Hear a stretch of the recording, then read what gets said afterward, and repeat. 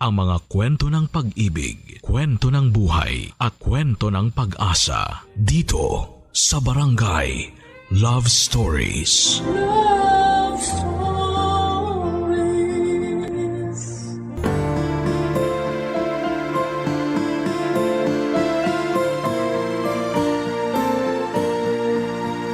Sa mundong ito ay marami tayong pwedeng maging karibal o kakumpetensya.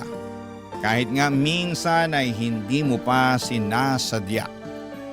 Ikaw kabarangay, meron ka bang naging kakumpetensya na umubos ng iyong pasensya?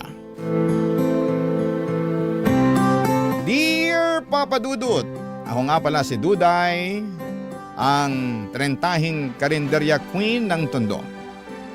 Sa pagmamayabang lang naman, sa karinderya ko, ang pinakamabenta sa lugar namin. Walang halong biro yan ha. Hindi lang ito dahil gusto kong magpa-advertise sa inyong radio station. Lahat ng kumakain sa karinderya ko ay palagi akong pinupuri, Papa Dudut. Napakasarap daw ng luto ko. Talo pa yung mga mamahaling resto na di aircon sa mall. Marami na akong suki na pabalik-balik. Kahit malayo pa ang lugar nila sa pwesto ko, Papa Dudut, at bata pa lamang ako ay inaral ko na nga ang mga putahing laging binibenta sa karinderya. Adobo, sinigang, ginisang ampalaya, afritada, maski na ang torta. Sa tulong ng lola ko ay nalaman ko ang pasikot-sikot sa pagkakarinderya. Pamana rin kasi sa akin ang karinderyang ito ng lola ko. At mula noong namatay siya, ipinangako ko sa sarili ko na sasukses pa rin po ito. Kahit na wala na siya. Na nagawa ko naman, Papa Dudut. Sa awa ng Diyos at sa suporta ng kapwa ko 30 best friend na si Mel, Papa Dudut.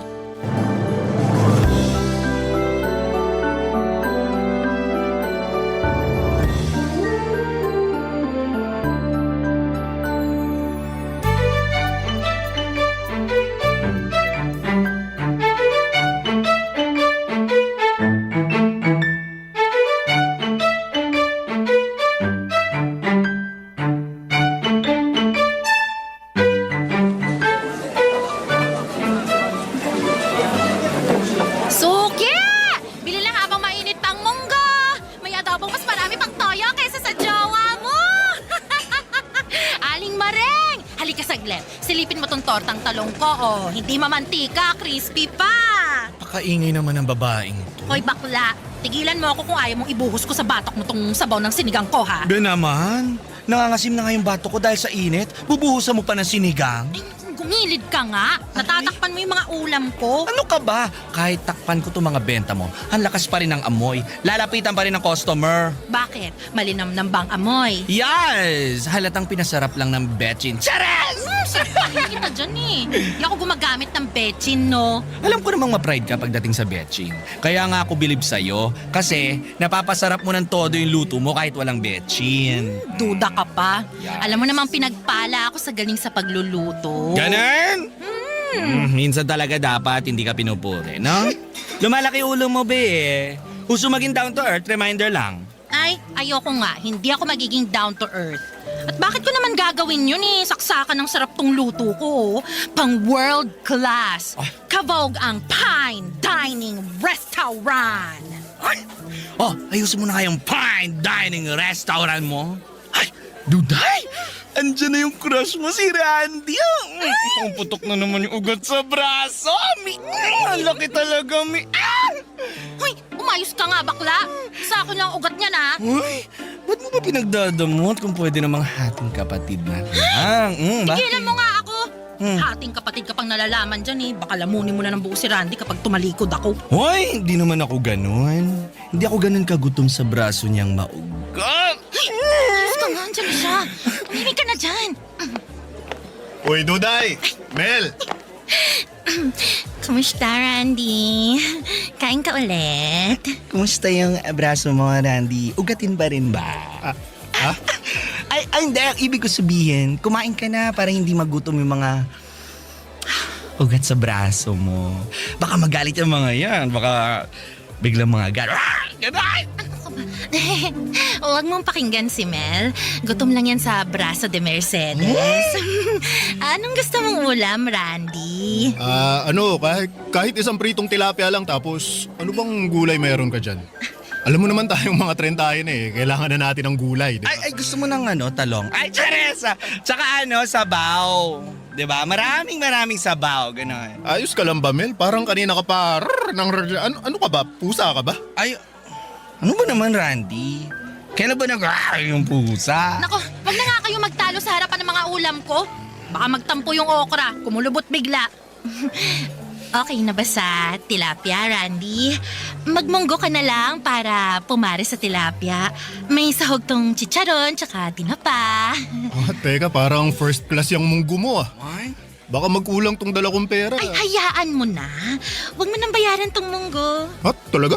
Oo, kasi si Mel na raw ang manlilibre sa'yo. Hoy, girl! Ba't naman ako yung ginawa mong volunteer sa Munggo? Teka, huwag mo nang pagbayarin si Mel. Ako nang bahala. Magkano ba? Ay, sige na nga, libre na ang munggo. Ito na lang tilapia at kanin ang bayaran mo. Oh, heto pa saging. Libre na rin. Yun! Wow! The best ka talaga, Duday. pala Kaya yung hindi ako saging. makalingon sa ibang karinderya Alam mo, sa'yo pa lang, kontento na ako. Oh! Yan! Ganun! Ano ba? Kababata ko si Randy at matagal ko na siyang gusto. Bata pa lamang kami ay type ko na siya papadudot. Pero parang hindi niya ako bet. Parang ang turing niya sa akin ay nakababatang kapatid. Mas matanda siya sa amin ni Mel ng 5 taon. Lagi ko nga ang fini-flames, hope, ang mga pangalan namin. Nakakainis lang kasi puro friends ang lumalabas. Minsan ay gusto ko na tuloy magpalit ng pangalan. Madalas ko namang iparamdam kay Randy na type ko siya papadudot. Yung mga libreng ulam niya, hindi pa ba sapat yon para ma-realize niyang gusto ko siya? Soffer, manhid niya. Kala mo ay nakalaklak ng anesthesia. Kaya lang konting tiis, ganun talaga ang mga lalaki. Masyado silang nonchalant. Hindi naman ako napapagod maghintay. Hanggat wala siyang girlfriend, papadudot, aasa ako na mapapansin din niya balang araw.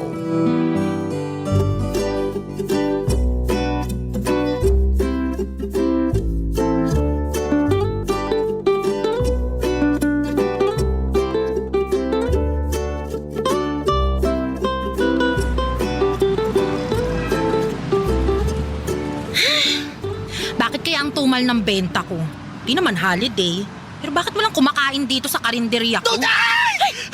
Duday! Ito na yung katapusan mo, girl! Ano pinagsasasabi mo dyan? Wait lang para ako naipitan ng ugat sa tagiliran, Ari. Ay, naku. Ay, ganito na ba talaga pag tetrentahin na? Ang bilis maipitan ng ugat. Teka, breathe in. Walang breathe out, wait lang. Okay. Palabasin mo na kasi ang hininga mo.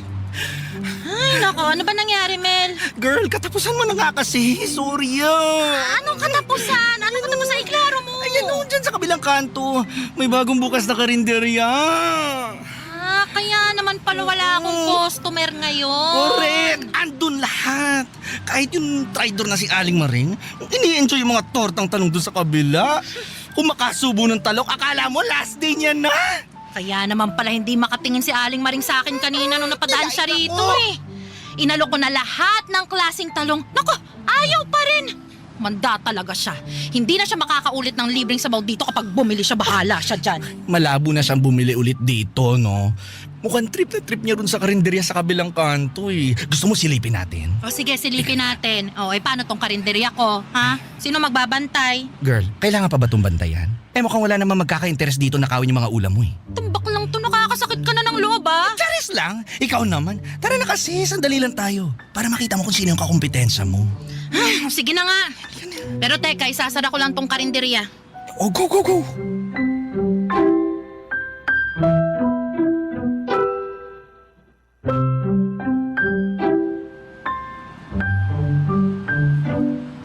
Yan ba? Yan ba yung karinderyang tatalo sa akin? Sa garahe lang naman siya nakapwesto. Halatang mainit. Hindi presko katulad ng sa akin. Pero te, tingnan mo. Mukhang preskong-presko ang sexing tindera. Ang nipis na spaghetti strap. Tingnan mo yung shorts. Di ba yung mga ganyang shorts ay ginagamit lang sa Boracay? Bakit yung ginagamit sa pagbebenta? Kaloka naman to. Girl, kaloka ba o inggit ka lang? Hoy, ba't naman ako maiinggit sa kanya? Hindi ko kailangan magpakita ng singit at kuyukot para mangingganyo ng customer. Pero sis, mukhang effective. Tingnan mo, oh. Kung makatitig sa hita niya yung mga lalaking customer niya, naku, parang hindi na nila kailangan ng extra rice, oh. Busog na yung mga matay. Dinadaan lang pala sa pagpapaseksi ang laban. Magsasawa rin yung mga lalaking yan, no? Hindi habang buhay, mabubusog sila sa tingin. Babalik din ang mga yan sa akin. OMG! Si Randy ba yun? Siya nga! Siya nga! Traitor! Matapos kong ilibre ng ulam at saging, tapos bigla magpapatukso doon sa harot na tindera? Girl, kita mo yun? May pahawak pa sa brasong ate mo. Ay, pinisil niya yung ugat ni Randy sa braso. Kita ko yun! Akin yun! Akin yan, Kailangan nating malaman kung sinong mahaderang tindera na yan. Don't worry, I got you, sis. Lintik lang ang walang ganti. Wala siyang karapatan sa ugat ni Randy. That's mine. Anong mind atin yon? Yes, ate yan.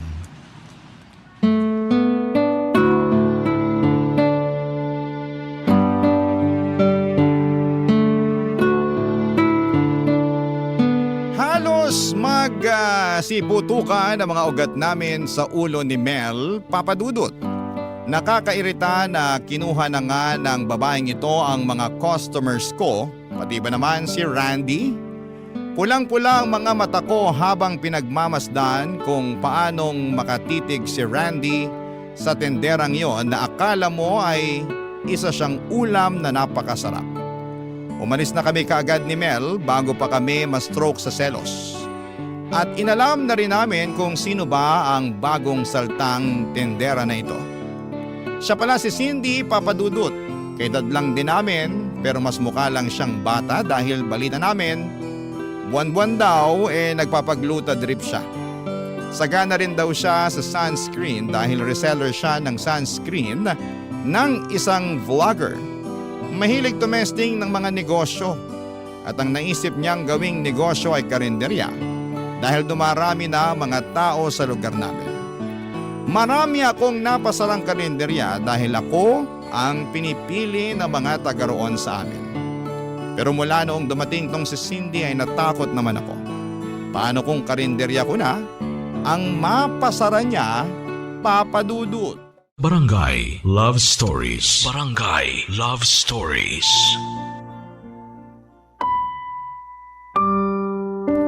Habang tumatagal ay nagiging matumal na ang benta ko sa karinderya.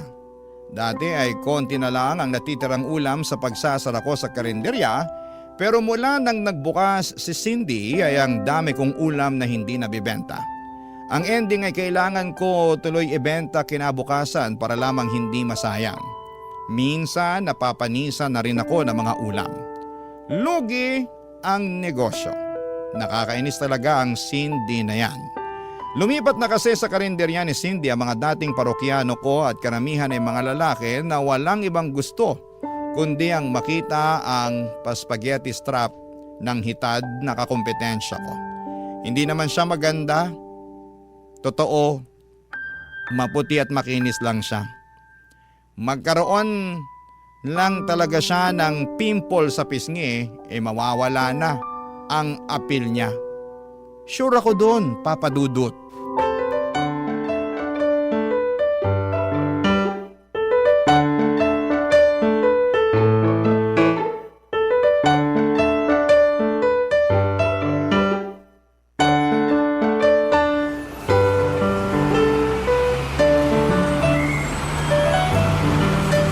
Mel, dalian mo!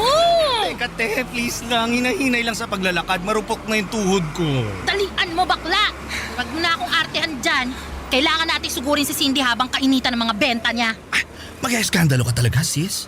Ayoko ng ganyan. Ikaw na lang. Hoy, hindi ako mag-eskandalo, okay? Oh. Gusto ko lang laitin yung mga benta niya sa harapan ng mga customer niya. Ay, girl, pag-eskandalo pa rin yon. Pero low-key lang. Ginaslight pa ang pagiging eskandalosa. Ewan ko sa'yo, Duday. Masyado ka nang na-obsess dyan kay Cindy. bakit hindi mo na lang sarapan yung benta mo? Baka kailangan mo na talaga ng magical powers ng Betchin para bumalik sa'yo yung fans mo. Hindi na to madadaan sa Betchin, Mel, ha? Sobrang lala na kaya ng emotional damage sa akin. Kailangan maturuan na ng leksyon ng Cindy na yan.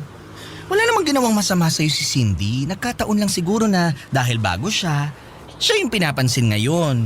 Babalik din sa'yo yung customers pag naumay na sila sa mamantikang adobo ni Cindy. Miss ko na yung mga customer ko.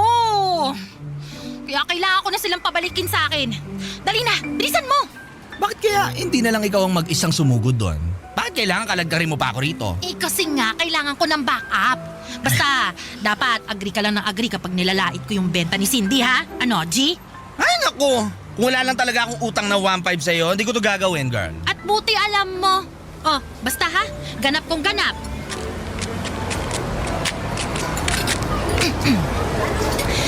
Hi!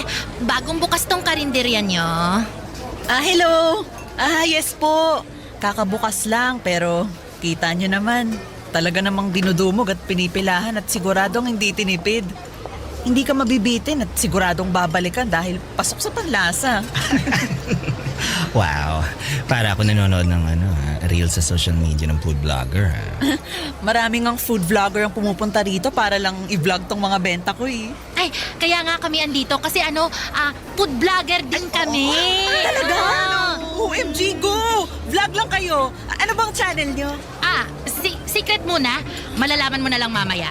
Baka kasi masya ka sa dami ng followers ko eh. Is that true? Ay, exciting to ah. Teka, ito. Pinagmamalaki ko tong tortang giniling ko. Yan yung pinipilahan dito eh. Talaga ba? Asa na yung camera nyo? Para ma-video nyo na bago pa dapuan ng langaw. Hindi, kasi kailangan muna naming matikman bago na naming i-video. Para kung di masarap, di namin sasali sa content. Naku, ngayon palang i-video nyo na kasi sure akong masarap na masarap yan. Ay!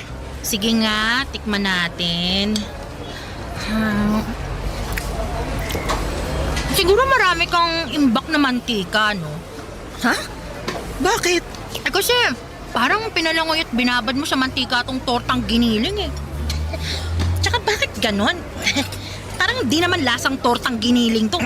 Ewan ha. Pero parang ilang beses mo lang ginamit tong mantika mo sa iba't ibang prito. Lasang tuyo nga to eh.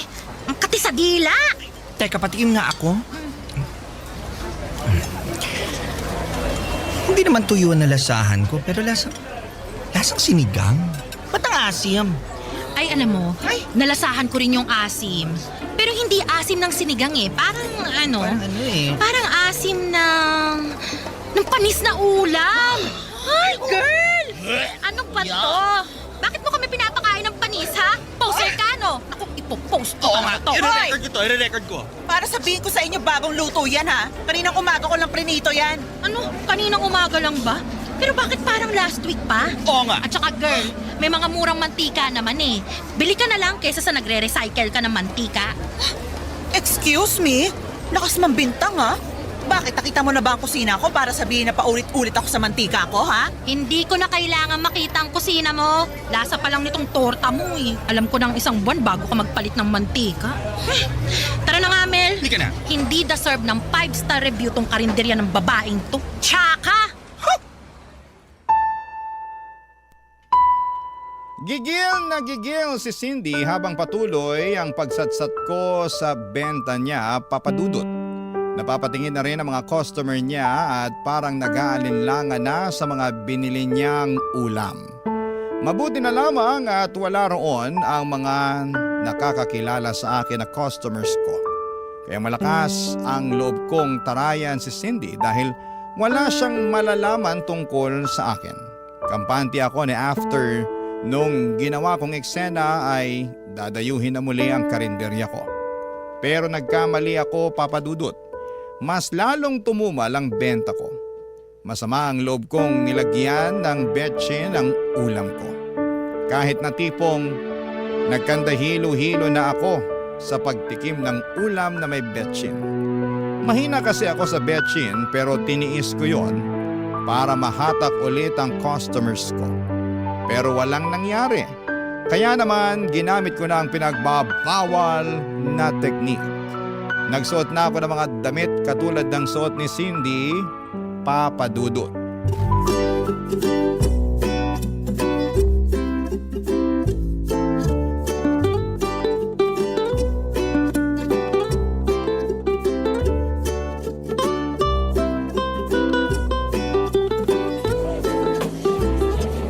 Ay, taray pare! Nagpakita ka na rin sa wakas ng skin. Wala tayong choice. Di na madaan sa betin eh. Baka kailangan ko na talagang magladlad ng skin. Hindi ko alam, medyo mataba pala yung braso mo, no? Hindi ko alam, medyo bastos ka rin ano? Ay, nanibago lang naman ako. Kasi sanay ako sa'yo na laging long sleeves ang suot. Bakit? Naman. Di ba bagay? Ay, bagay naman. Pero iwas mo na sa extra rice, girl, ha? Bumabakat sa damit mo yung bilbil mo. Chares! Alam mo, hindi na charis yan eh. Ay, oo naman. Kumabig lang ako ng joke sa dulo para hindi ka masaktan, gano'n. So ano, magpapalit na ba ako? Sa sinabi mo, feeling ko tuloy baka mas lalo akong makataboy ng customers eh. Ay, okay na yan, sis. Laman tiyan ka pa rin naman. Tsaka perfect ang makeup mo today. Pula ng blush on, no? Kasing pula ng tusinong benta mo. Taray. Malis ka na nga! Panira ka ng araw eh! Okay, sis. Tawagan mo na lang ako later kapag may ulam kang hindi mabebenta, ha? Willing akong saluhin. Mag-stomach in na lang kaya ako. Para hindi masyadong lumitaw yung bilbil ko.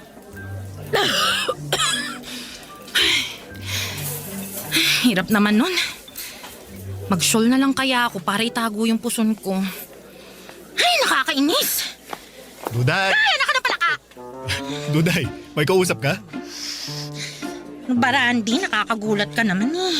Ano yan, kinakausap mo bang sarili mo? Hindi! Ko-compute lang ako. Huwag kang ano dyan. Ano bang kailangan mo? Ano, syempre, bibili ako ng ulam sa'yo. Oh, bakit ngayon ka lang bibili dito, ha? Namiss kong ulam mo eh. Baka ang sabihin mo na miss mo yung mga libreng ulam ko. Di ka na makakalibre ngayon. Wala pa akong benta. Naku, hindi naman ako magpapalibre. Namiss ko lang talaga tong mga luto mo. Pabalot ako nung lechong paksiw tsaka itong pusit. Pati na rin yung ginisang upo, ha? Mukhang marami kang pera ngayon ah. Dati isang ulam ka lang palagi tapos ngayon 3 putahin ha. Natakam lang ako bigla nung makita ko eh. Uy, teka. Naka-makeup ka ba? Ha?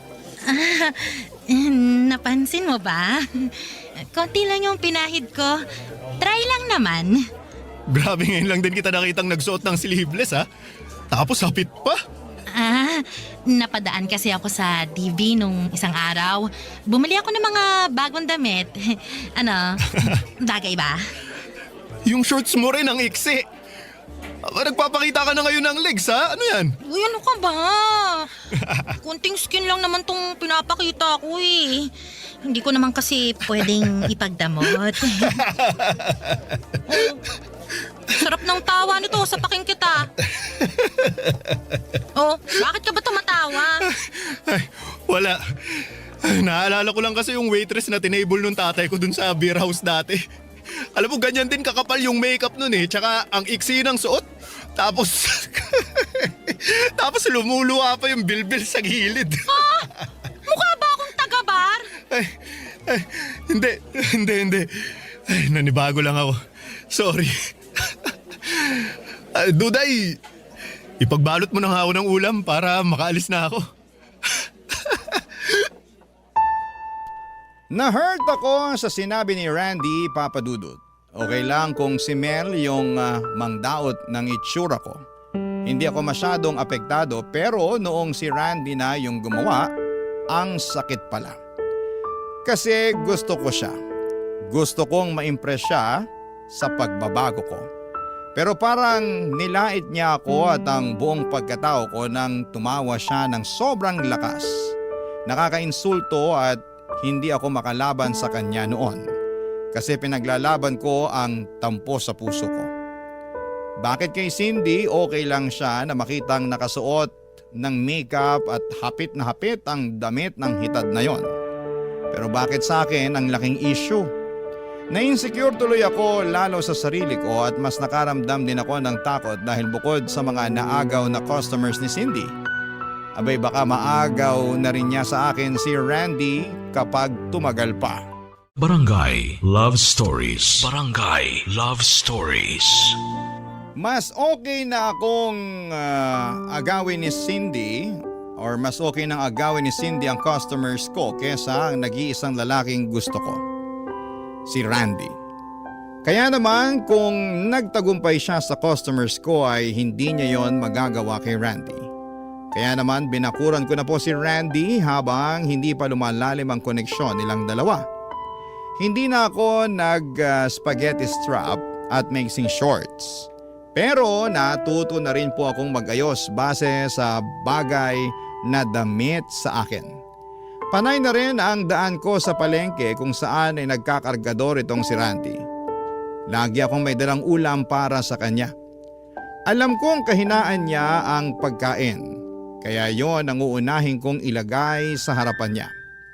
Isang gabi maaga akong nagsarado ng karinderya para iabot ang gabihan ni Randy. Inaabangan ko siya kung saan siya madalas tumatambay pagkatapos ng trabaho niya, Papa Dudut.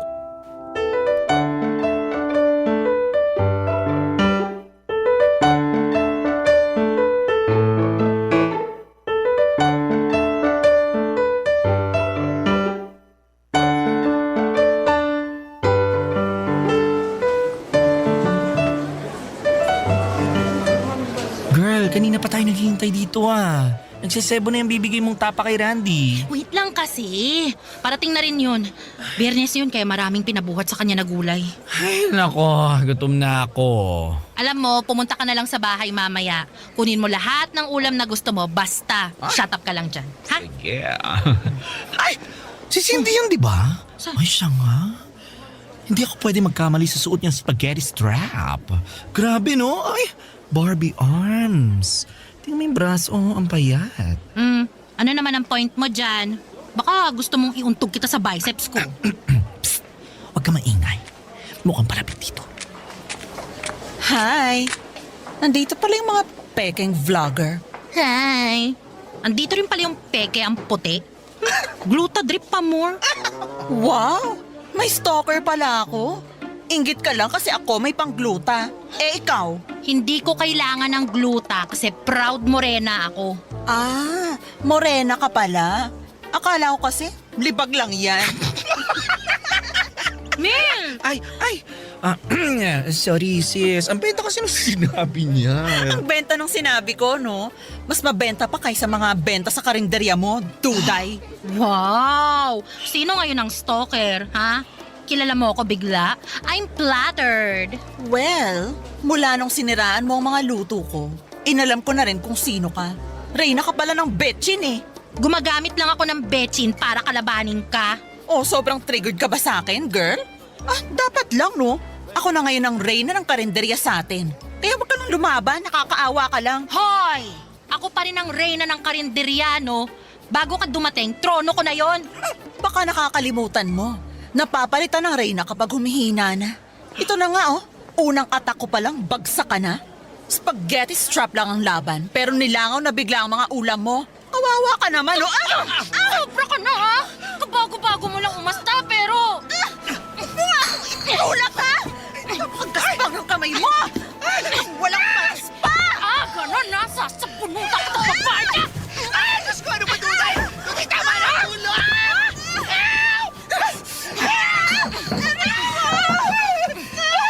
Tunay! Tama na! Walang titigil sa pamilyang ta!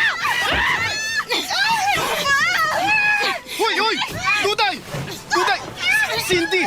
Ano bang nangyayari, ha? Randy, huwag kang humarang dyan! Hindi, tama na! Nakita mong pumutok na tong labi ni Cindy, oh. Ayos ka lang ba, Cindy? Hindi. Super sakit. Dito, sa lips.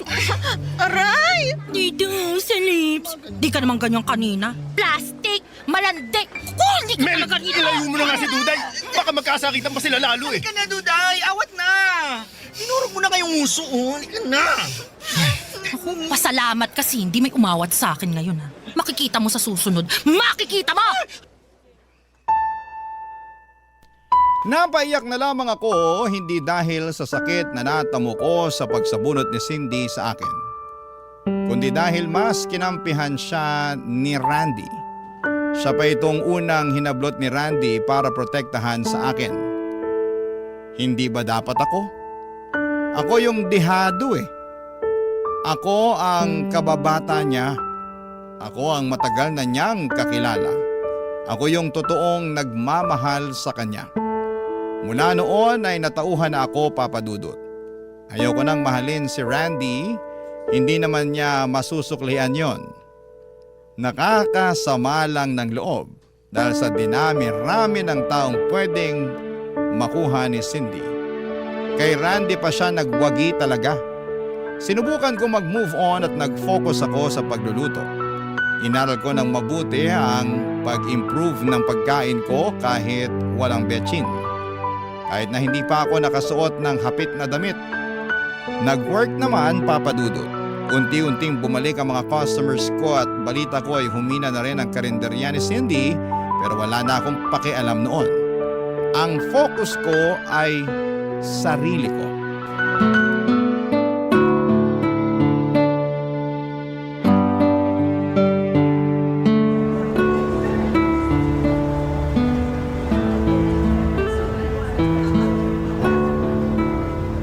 Konti na lang tong natirang adobong sitaw. Ha? Iuwi mo na, Mel. Wala na bang afritadang manok dyan? Ay, naku pa kasi kinag-crave yun eh. Wala na. Ubus na. Bawi ka na lang bukas. Ay, grabe ah.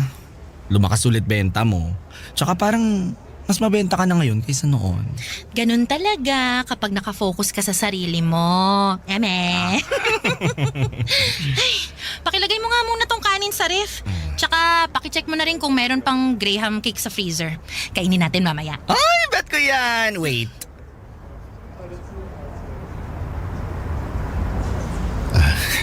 Hi, Duday. Sarado ng karinderya ko. Bumalik ka na lang sa Cindy mo. Galit ka pa rin ba? Isang buwan mo na akong iniiwasan. In-unfriend mo pa ako sa social media. Bakit? Deserve mo naman eh.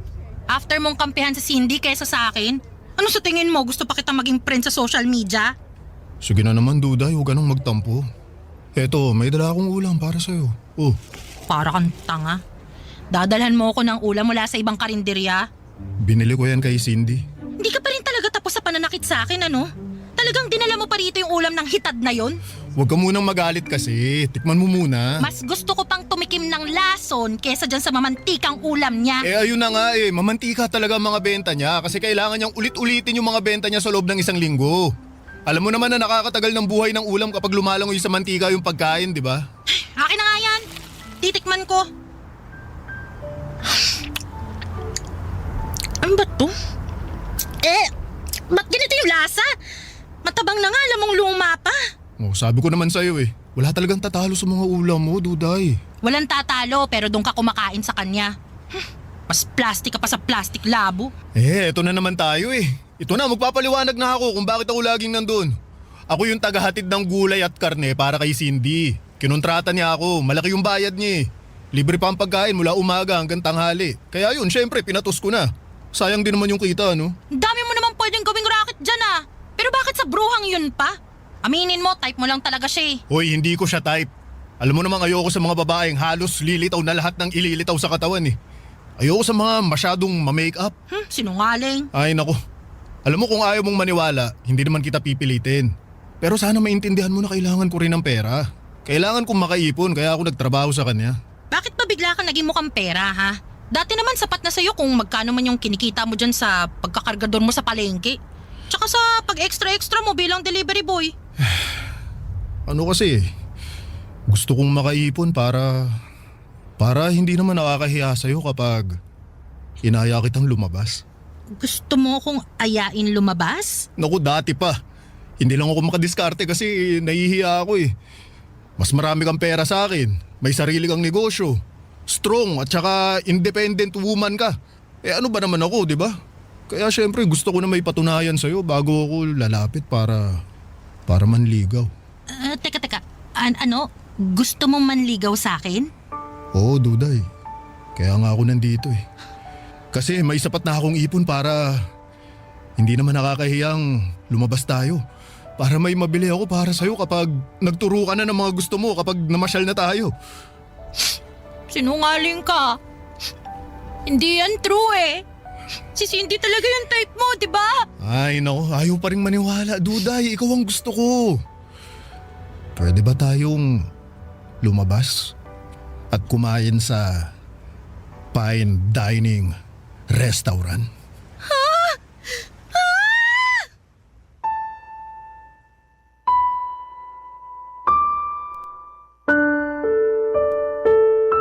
Kinilig ako sa wakas ay umamin na rin si Randy.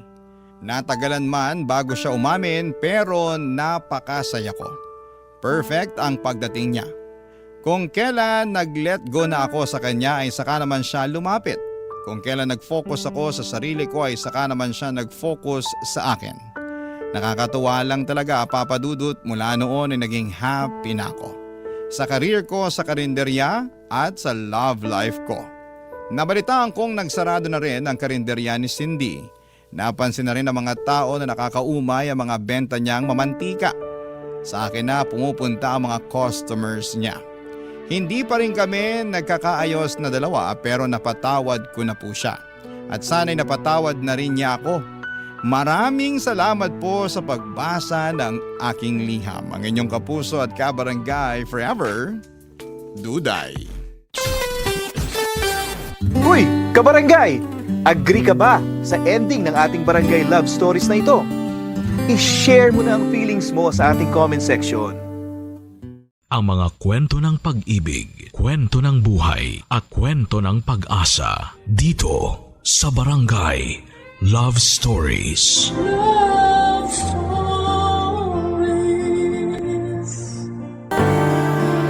Masarap balikan ang kwento ng una nating pagmamahal.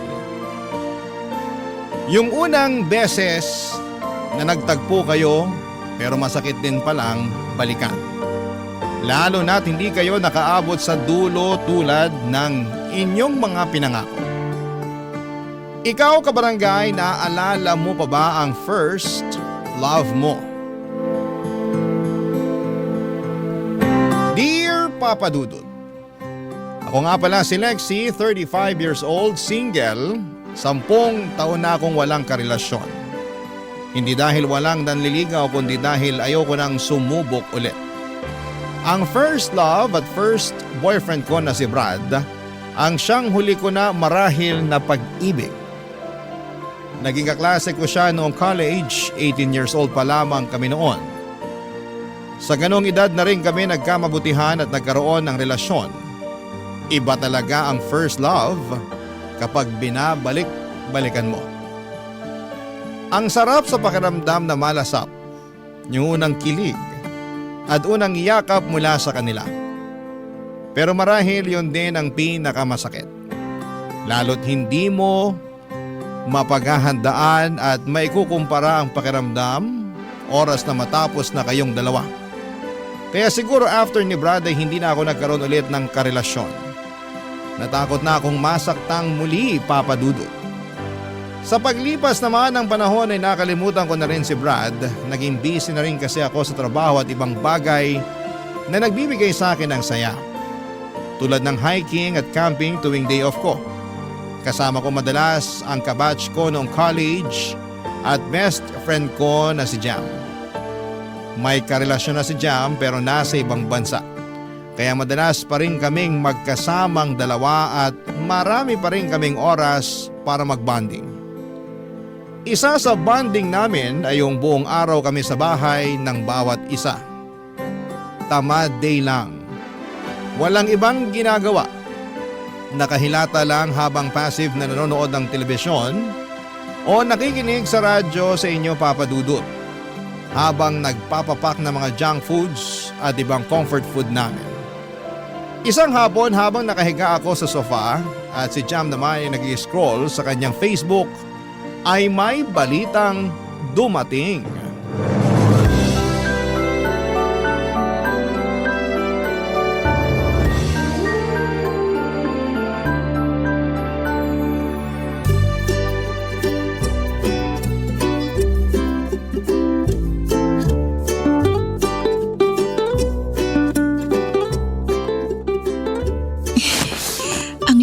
ganitong sofa mo, Jam.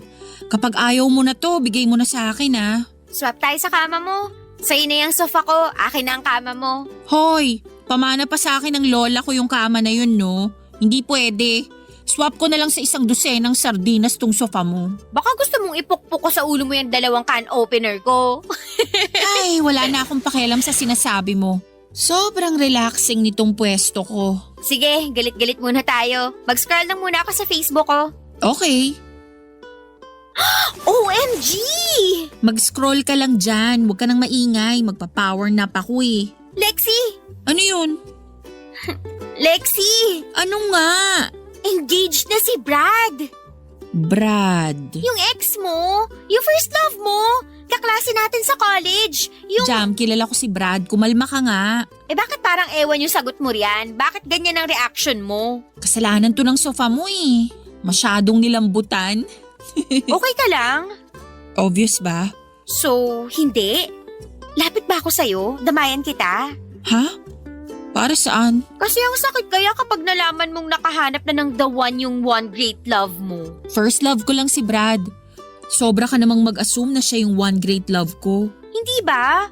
Kasi sa pagkakaalam ko, ilang taon mo siyang iniyakan.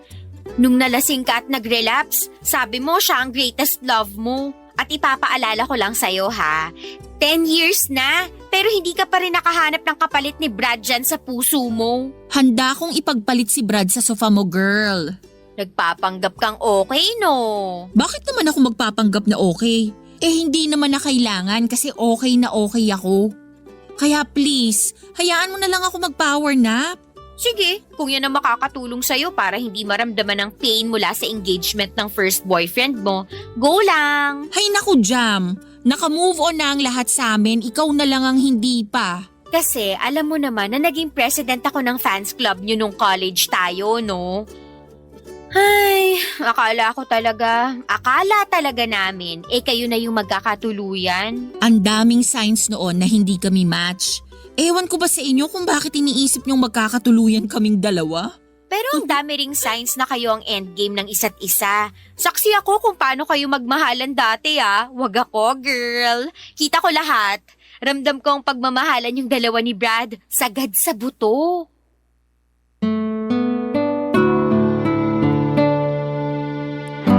Hindi na lamang ako nagsalita sa huling sinabi ni Jam. Nagpanggap na lamang ako na hinila na ng antok. Nakapikit na ako noon at piniling huwag nang harapin pa si Jam. Baka kung ano pa ang masabi nito at baka kung ano pa ang maalala nito sa nakaraan namin ni Brad. Pero sa pagsapit ko or pagpikit ko ay bigla naman akong hinila ng nakaraan. Kung saan ay magkasama pa kami ni Brad. Tulad ng nasabi ko sa inyo, 18 years old lamang kami nang magkakilala. Napunta siya sa block section namin ni Jam. Nakatabi sa upuan, nakipagkilala siya sa akin kasi kailangan niyang humiram ng ballpen at humingi ng papel. Wala kasi siyang dalawang kahit na ano maliban sa kanyang sombrero. Yun ang simula ng naging close kami ni Brad. Kasama siyempre si Jam at lagi na kaming magkakasama kada subject, lagi kaming magkakatabi. Siguro doon kami na-develop ni Brad. Dahil lagi kaming magkasama. Mas nakikita ko nang malapitan ang gwapo niyang mukha, makinis at palangiti siya. Habang ako naman ay hindi makatingin sa kanya sa tuwing tumititig siya sa akin at sinasabihan ako ng maganda. Lagi niyang pinapansin ang namumula kong tenga. Tinanong niya noon kung bakit namumula ang tenga ko at ang sabi ko ay dahil sa init ng panahon. Pero ang katotohanan, namumula lang ang tenga ko kapag katabi ko siya. Kasi kinikilig ako at umahalo pa sa hiya ko sa tuwing magdidikit ang braso niya sa akin, Papa Dudut.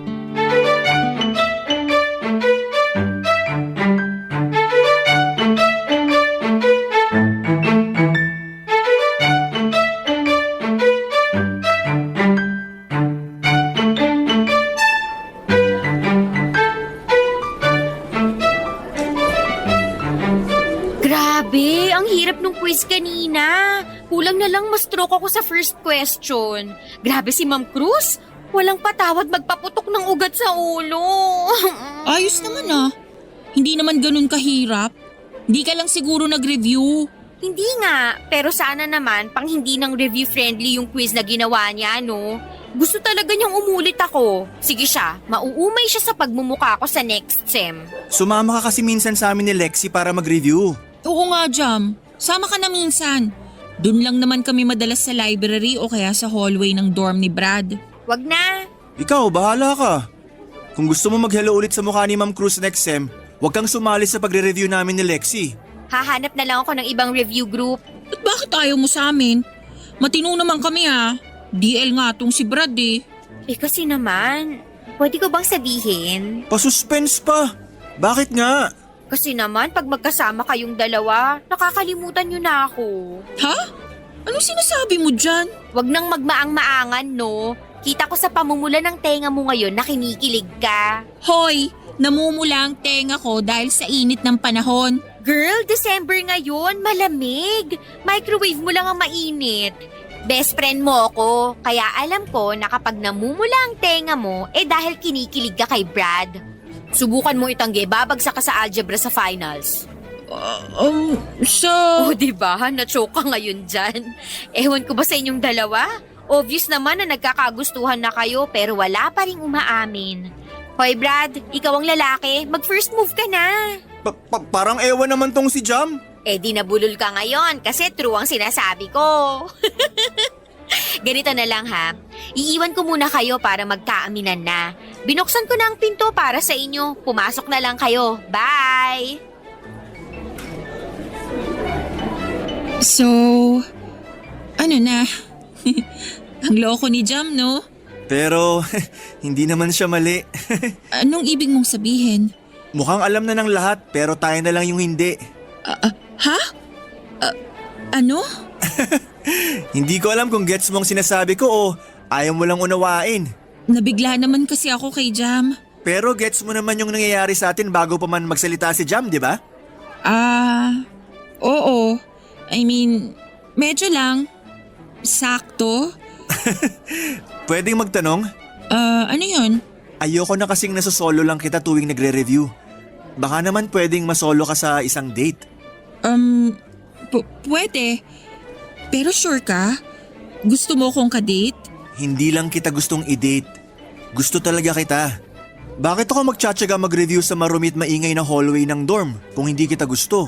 Bakit kasi hindi mo nalang sinabi sa akin noon? Siguro kasi kailangan ko yung pagiging taklesa ni Jam para matulungan ako. Ako rin. So gusto mo rin pala ako? Ha? Ano? Namumula tenga mo. Tama si Jam. Senyales yan kapag kinikilig ka sa akin.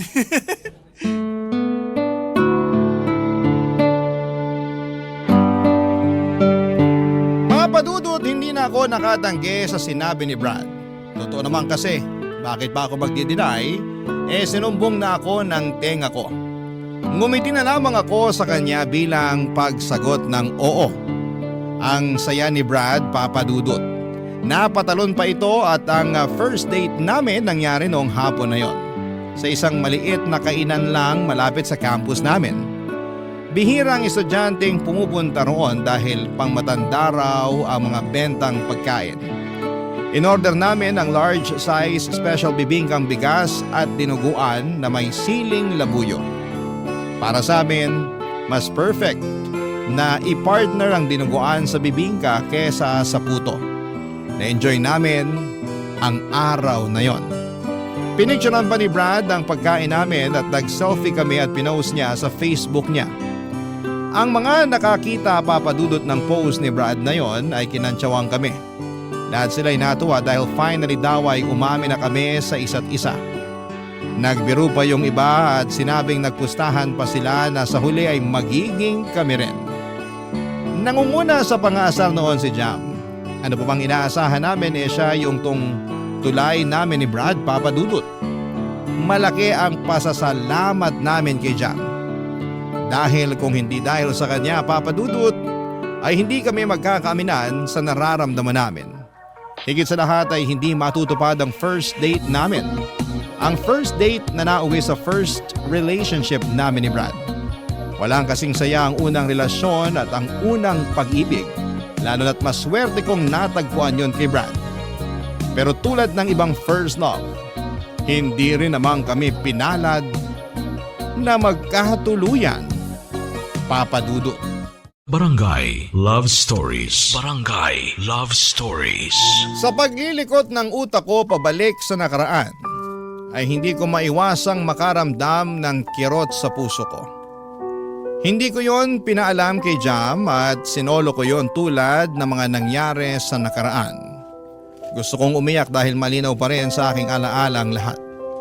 Ewan ko ba kung mas naging malinaw ba ang lahat ng alaala ko kay Brad dahil sa nabalitaan kong ikakasal na siya o talagang hindi naman lumabo yon ni minsan. Sadyang maayos ko lang na naitago sa aking baul ng alaala ang aming nakaraan. Muling naglakbay ang utak ko noong 20 years old na kami ni Brad. Graduating na kami noon at siguradong magmamarcha kami dahil sinipag naman namin sa pag-aaral at ginawa namin ang lahat para lamang makaabot kami ng diploma. Kakatapos noon ng finals namin, nag-celebrate kami sa paborito naming kainan kung saan namin binibili ang bibingkang bigas at dinuguan. Iyon at iyon lang naman ang ino-order namin kada matatapos ang exam week. Napansin namin na parang hindi sinasadyang naging tradisyon na yon para sa amin. Habang hinihiwan ni Brad ang bibingka at habang sinasaling ko naman sa mga mangkok namin ang dinuguan, may mga napagkwentuhan kami sa future na nagdulot ng takot sa akin, Papa Dudut.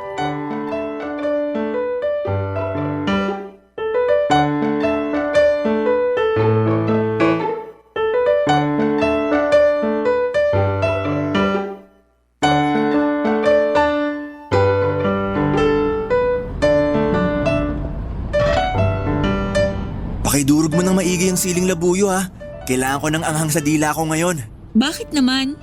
Grabe yung panlalamig ng dila ko kanina sa exam natin. Parang na mental block ako bigla. Etos ka. Ikaw, mami-mental block? Ang talino mo kaya palagi. Na mental block nga ako kanina, seryoso. Ewan ko rin. Siguro dahil sa tuloy-tuloy na puyat. O paano mo naman nalagpasan yung pagka-mental block mo? Tiningnan lang kita. Bolero? Dudurugin ko naman tong labuyo eh. Hindi mo na kailangan bilugin yung ulo ko, no? Seryoso nga. Kanina nung pinagpapawisan na ako sa kaba, tumingin lang ako sa'yo. Tapos ang kalmado mo lang na sumasagot ng exam. Kumalma ako bigla. Tapos hindi pa ako nakontento. Bigla akong inimagine ang future natin. Future natin? Oo. Hindi mo ba nai-imagine ang future nating dalawa? Paano mo ba nai-imagine ang future natin? Simple lang. Dalawang versions yun eh. Yung unang version ng future natin, andito tayo sa lungsod. May mga trabaho tayo na malaki ang sahod. Nakatira tayo sa pinakamataas na floor sa isang sikat na kondo. Kita natin sa gabi ang lahat ng liwanag ng buong syudad. May dalawang malaking kwarto yung kondo natin. Isa sa atin at isa naman para ron sa kambal natin. Tapos mag-aaral sila sa private school. Excited nga akong makita habang suot nilang bagong plancha na uniform nila eh. Ang cute lang. Tapos ihahatid ko sila sa school kasama ka. Tapos magkakape muna tayo sandali. Alone time natin. Pagkatapos ng kape, ihahatid na kita sa trabaho mo. Ako naman ang susunod. Yung version 2? Mas simple yun ha. Naisip ko sa probinsya tayo maninirahan. Magnenegosyo tayong dalawa. Kukuha tayo ng modern kubo na merong 3 kwarto. Isa sa atin, isa sa kambal natin, at ang isa naman bakante. Magagamit lang yon kapag may bisita tayo o kapag magkaaway tayo. Kasama rin pala sa ini-imagine yung away natin. Kaya nga 3 yung kwarto, di ba? Tapos meron tayong hardin. May mga tanim tayong gulay at saka may mga alaga rin tayong mga manok, bibe at kambing. Kapag nakaluwag-luwag, bibili tayo ng baka na pwede nating gatasan para sa mga bata. Wala tayo halos kapitbahay. Mahina ang signal para hindi tayo lagi nakatutok sa mga cellphone natin. Tapos meron akong tricycle na ipanghahatid sa mga bata sa school. Okay lang sa akin kahit sa public school sila mag-aaral. Basta cute yung uniform nila. Importante yun. Tapos, uwi ako sa'yo para magkape naman tayo sa balkonahin natin. Kaharap natin ang hardin natin at malakas ang hangin. Ay, simpleng buhay sa probinsya. Yun ang version 2. Detalyado naman palang naiisip mo para sa future natin eh. Ikaw ba? Anong naisip mo para sa future natin? Ako? Pansin ko parang kinakabahan ka habang nagkukwento ako sa future natin. Okay ka lang ba? Ayaw mo ba ng mga ganong usapan?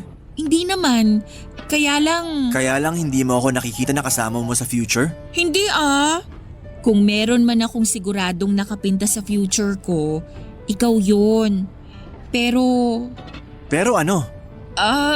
Pero tayong dalawa lang nandun. Madilim ang paligid pero magkasama tayo. Walang mga anak, walang bahay, walang trabaho. Basta tayong dalawa lang. Ewan ko kung bakit ganun pero… Shh! At ayos lang yon. Ang importante kasama mo ko. Kahit saan pa yan. Kahit tayong dalawa lang. Basta andun ako at ikaw. Bakit ang swerte ko sa'yo? Kasi tinutumbasan ko lang kung gaano ako kaswerte sa'yo. Halos maiyak ako sa sinabi ni Brad, Papa Dudut. Niyakap ko siya dahil sa panginginig ko. Hinalikan niya ang ulo ko para mapakalma. Sinabi niyang wala akong dapat na ipangamba. Dahil sisiguraduhin niyang magkasama kami hanggang sa pagtanda. Doon ako kumalma, Papa Dudut. Doon ko naramdaman na sigurado na talaga ako. Sigurado ang puso ko na siya na ang kasama ko hanggang sa dulo. Hindi ako magagaya sa mga magulang ko, lumaki sa chaotic or magulong pamilya. Ang mga magulang ko ay walang araw na hindi sila nagtalo at nagsakitan. Lahat yon ay pinakita nila sa harapan ko. Hindi nila ako itinago sa kwarto habang nag-aaway sila o pinalabas man lang.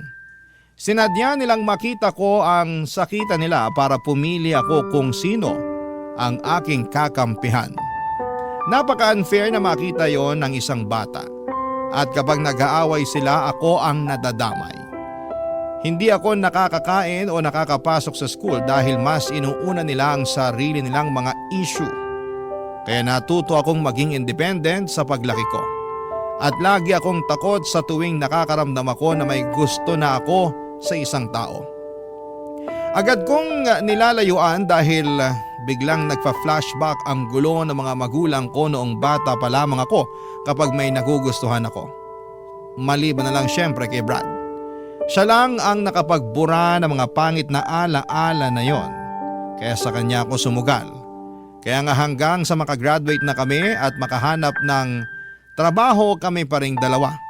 Magkasama rin noong nagsisimula sa mababang posisyon sa trabaho hanggang sa ma-promote kami at maging kabilang sa mga boss ng pinagtatrabahuhan namin. Kaka 25 years old lang namin noon. At tulad ng dati, sinelebrate namin ang achievement na yon sa pamamagitan ng pagkain ng paborito naming bibingkang bigas at manghang na dinuguan, Papa Dudut.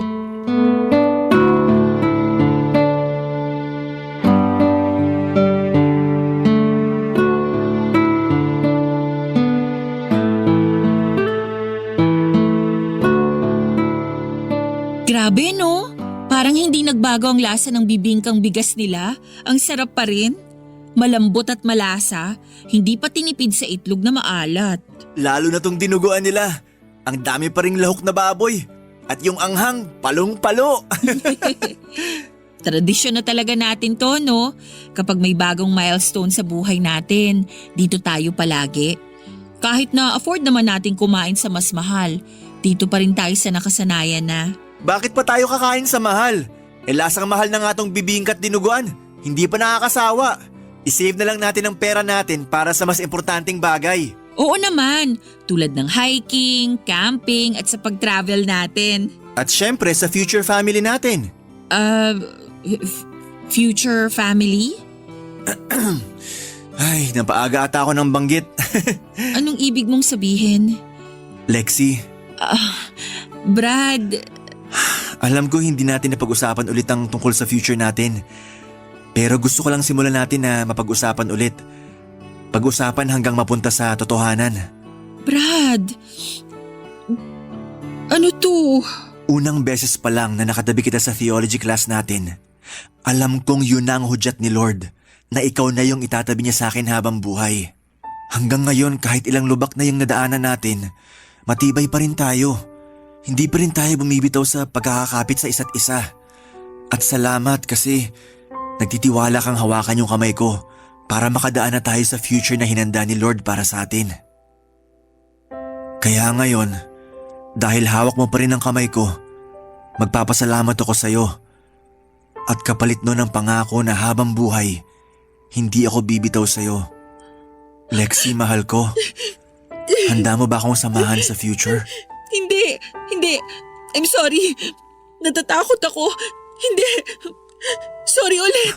Lexi! Mahal kita, Brad. Pero hindi mo ako maiintindihan eh. Hindi. Magulo to. Magiging magulo to balang araw. Mag-aaway tayo. Mapapagod ka sa akin. Maghihiwalay tayo. Masasaktan ako. Hindi ko kaya yun, Brad. Hindi. Huwag mo akong pakasalan, please. Para hindi tayo umabot sa ganun. Please.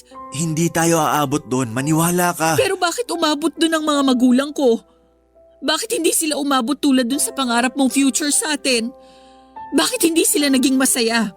Bakit hindi ako naging masaya kasama sila? Dahil hindi tayo sila. Iba ako sa tatay mo. Iba ka sa nanay mo.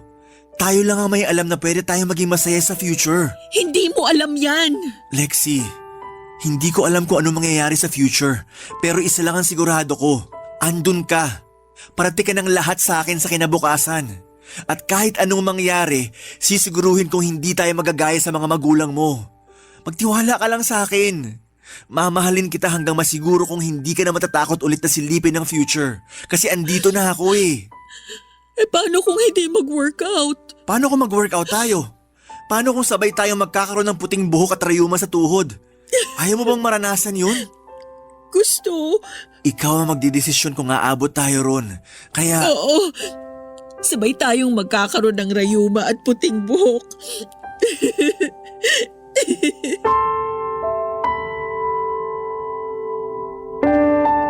Rayuma at puting buhok.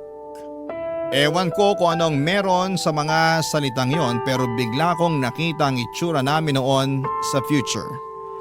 Parehong matatanda na kami at mahihina pero malakas pa rin ang pagmamahal para sa isa't isa. Yun ang nakita ko, Papa Dudut. Kung dati madilim at tanging kami lang ang magkasama. Pero nagkaroon ng kulay ang future namin sa paningin ko. Simple, payapa at masaya. Yon ang tatlong pakiramdam na nakasulat sa aming kinabukasan. At yon ang pinagdasal kong mangyari nang pumayag ako sa wakas. Napakasalan si Brad. 6 na buwan lang ang hinintay namin para maikasal. Ganon lang kaiksi ang preparasyon sa pag-iisang dibdib namin ni Brad. Hindi namin pinatagal yon dahil gusto lang namin ang simpleng kasal sa paborito naming simbahan. Kasama ang mga importanteng tao sa buhay namin, ganap na 4:00 ng hapon.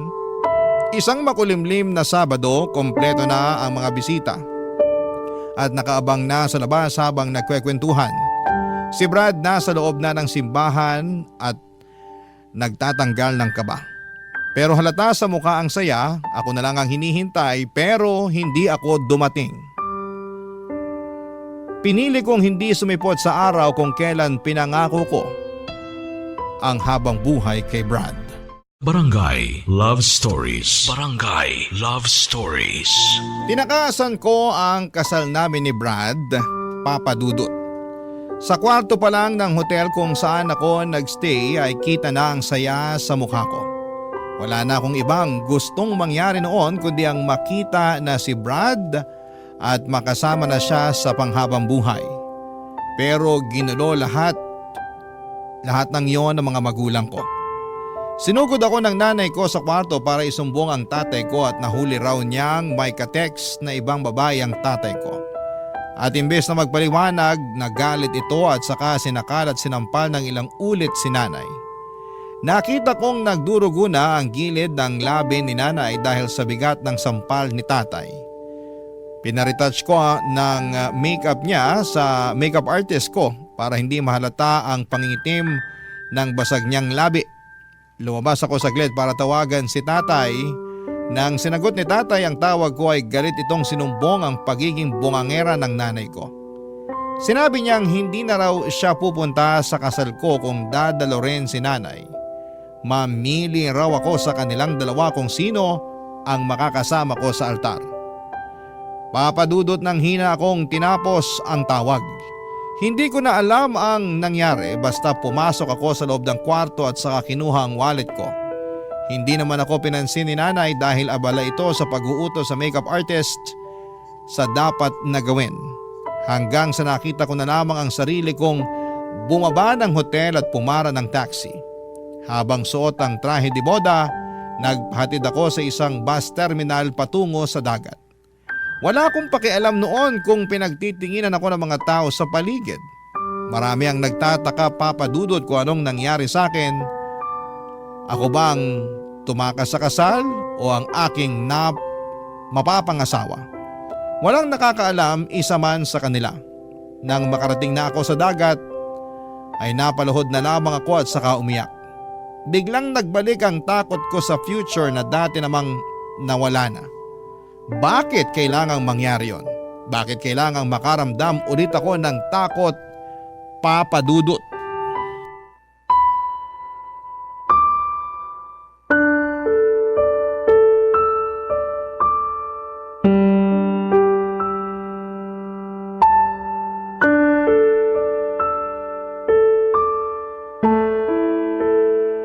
Lexi, asan ka na? Somewhere. Please, sabihin mo sa akin kung nasan ka. Susunduin kita. Huwag ka matakot. Normal ang wedding jitters. Hindi to wedding jitters, Jam. Please, Lexi. Halika na rito sa simbahan. Hahawakan ko ang kamay mo hanggang mawala ang kaba mo, okay? Trabaho ko yun bilang maid of honor mo, di ba? Magkakampi tayo, promise. Halika na. Nasan ka na ba? Jam, I'm sorry. Lexi, andito na kasi kaming lahat. Saka gusto na naming makita kung gaano kakaganda ngayon. Ang tagal na nating pinili yung wedding gown mo, ha? Huwag mong ipagdamot yan sa amin na makita. Jam, alam mo... Lexi, ikaw ba to? Brad? Asan ka? Mahal ko, halika na. Malilate na tayo. Gusto mo ba sunduin kita? Pupuntahan kita. I'm sorry, Brad. Okay lang yun. Hindi ka dapat mag-sorry. Aayusin natin to. Sabihin mo lang kung nasan ka para alam ko kung saan ka pupuntahan. Nakausap ko na yung coordinator natin. Pwede naman daw i-adjust yung oras ng kasal. Pumayag naman daw yung simbahan. Tsaka ayos lang dun sa mga bisita. Kaya please, wag ka na mag-sorry. Okay? Susunduin na kita. Huwag mo na ako sunduin. Hindi ako sasama sa'yo. Lexi, akala ko ba? Akala ko rin eh. Akala ko kaya ko nang bitawan yung takot ko. Pero nabitbit ko ulit. Pasensya ka na ha. Parang hindi ko kasi kayang iwan yung takot. Kasi yun ang nagpoprotekta sa akin para hindi na ako masaktan ulit. I'm sorry, Brad. Yung takot mo, pinrotektahan ka niyan sa paraang alam niya noon. Pero tapos na yung purpose niya sa'yo ngayon. Kasi ako na yung bibit-bit sa'yo. Ako nang bahalang pumrotekta sa'yo. Hindi mo na kailangan yung takot kasi andito na ako. Napag-usapan na natin to, di ba? Basta tayo yung magkasama, walang lugar ang takot. Kasi kaya nating kalabanin yan, di ba? I'm sorry, Brad. Kung ano man ang nangyari kanina para mabuhay ulit yung takot mo, hayaan mo. Susolusyonan natin yan. Akong bahala. Yun naman ang pangako ko sa'yo, di ba? Akong bahala. Brad, palayain mo na ako. Kasi bigla ka na lang nawala ulit sa future ko. Biglang ako na lang ulit.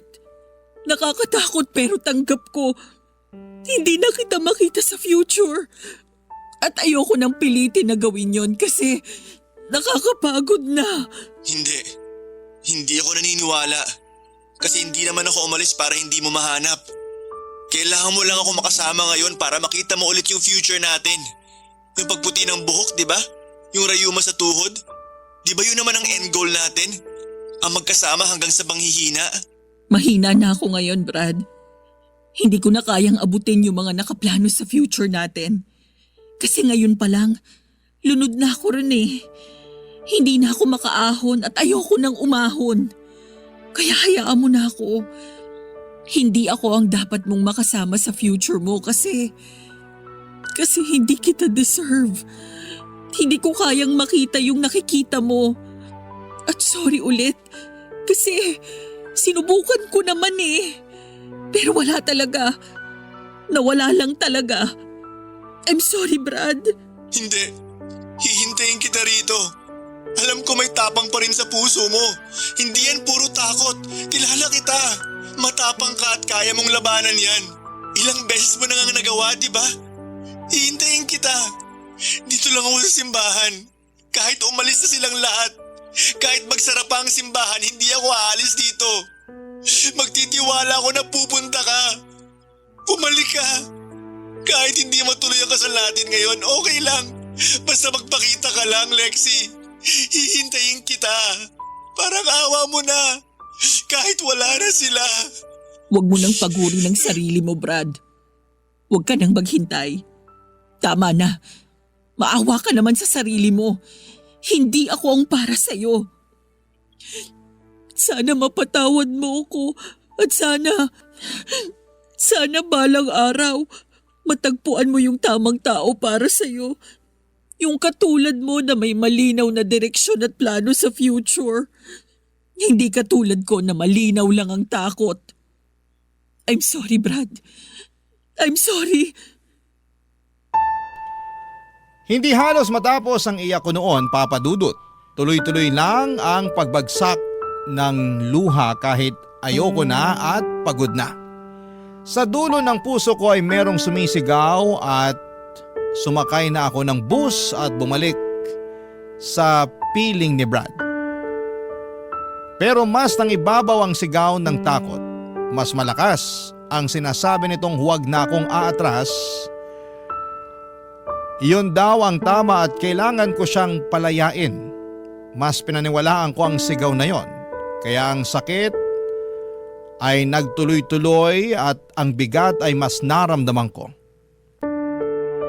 Sa pagdaan ng mga araw ay hindi na ako muling nagparamdam kay Brad. Hinanap niya ako pero pinili kong magtago. Hanggang isang araw ay hindi na ito nagparamdam muli, Papa Dudut. Napakasakit. Pero kailangan ko pong tanggapin. Hindi na kami nakapag-usap na dalawa at lumipas na ang 10 taon saka ko natanggap ang isang masakit na balita. Ikakasal na siya. Hindi ba't yun naman ang hiniling ko para sa kanya? Ang mahanap niya ang tamang babaeng pakakasalan niya. Dapat ay maging masaya ako pero bakit ang sakit pa rin kapag inaalala ko? Huminto na ako sa pagbalik sa nakaraan para na naman akong nalulunod. Parang kahapon lang nangyari ang lahat base sa sobrang lalim na sakit na nararamdaman ko. Hindi ko alam kung ano ang gagawin ko noon. Dinampot ko ang cellphone ko at tinawagan ang isang pamilyar na numero na hindi ko kailanman binura sa cellphone ko. Ang number ni Brad. Nanginginig akong nagdasal na sana'y hindi pa rin siya nagbago ng numero. At tila pinakinggan naman ang aking kahilingan at ilang segundo lang ay sinagot na yon ang pamilyar na boses, Papa Dudut.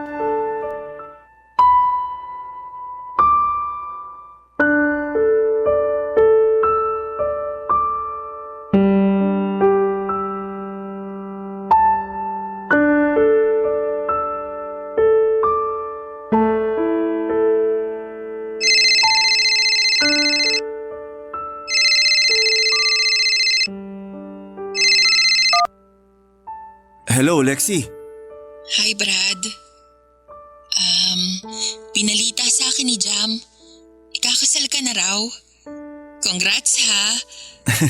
Thank you, Lexi. Hindi pa rin nagbabago ang boses mo. Ikaw din. Kumusta ka? Ayos naman. Nakakaraos pa rin sa buhay. Mabait pa rin ang Diyos sa akin. Sana sa'yo rin. Sobrang bait ng Diyos sa akin. Puro lang ako pasasalamat ngayon sa totoo lang. Halata naman. Pasensya na kung medyo inistalk ko yung Facebook mo, ha? Para lang masiguro na totoo yung sinabi sa akin ni Jam na ikakasal ka na raw. Okay lang yon. Nagawa ang Facebook para maging updated tayo sa buhay ng isa't isa.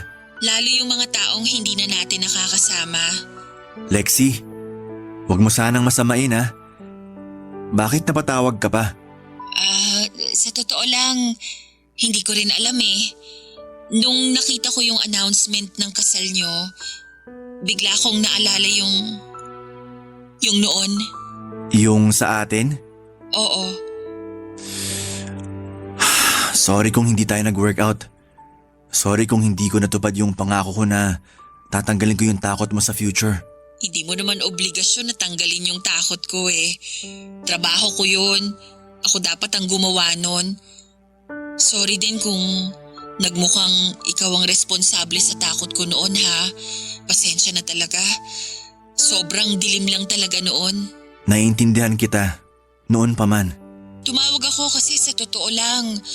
Gusto ko lang ding maisara na yung chapter ng naging relasyon natin. Kasi kung magiging totoo ko ngayon sa'yo, hindi ko pa naisasara ng maayos yung libro natin eh. Kaya siguro, palagi akong hinahabol ng multo ng nakaraan natin. Laging mabigat. Laging nakakatakot. Closure. Kung yan na magpapapanatag sa loob mo at makakawala ng takot mo sa next chapter ng libro mo, ng buhay mo, sige. Huwag mo sana itong mamasamain ha. Wala na akong balak na humabol sa'yo, kaya huwag kang mag-alala. Inosente lang ang tawag na to. Wala akong ibang plano kung hindi magpasalamat sa'yo sa pagsubok mo na makitang kasama mo ko sa future mo. Noon, minsan, hindi madaling magplano ng future kasama ako, pero sa'yo ang swabe lang. Ang bilis ko lang ma-imagine kung ano yung magagandang plano mo sa atin. Noon. Kaya lang kasi, mas naniwala ako dun sa pinipintang future ng takot ko. Yung walang tayo, yung matatapos tayo. Sorry kung hindi naging enough yung assurance ko sa'yo ah. Sinubukan ko naman. Akala ko matatalo ko yung nararamdaman mong takot pero aaminin ko, sumabay na rin akong maging mahina tulad mo. Natakot na rin ako kasi parang hindi ko kaya na mag-isa na lang na lumalaban para sa na-drawing kong future natin. Noon, hindi naman pwedeng ako lang ang magkukulay noon kasi mas masaya kung kasama kita habang ginagawa yon. Pero duwag ako. At tama ka, nahila kita sa kaduwagan na yon. I'm sorry. Alam ko kung gaano kasakit ang ginawa ko sa'yo nung time na tinalikuran kita. Pero mas pinili mo pa ring maghintay kahit na alam mong hindi na ako babalik. hinintay talaga kita, ilang taon. Hindi lang ako nagparamdam kasi sabi mo wag na. Alam ni Jam yun. Naisip ko baka nga kailangan mong makapag-isip-isip.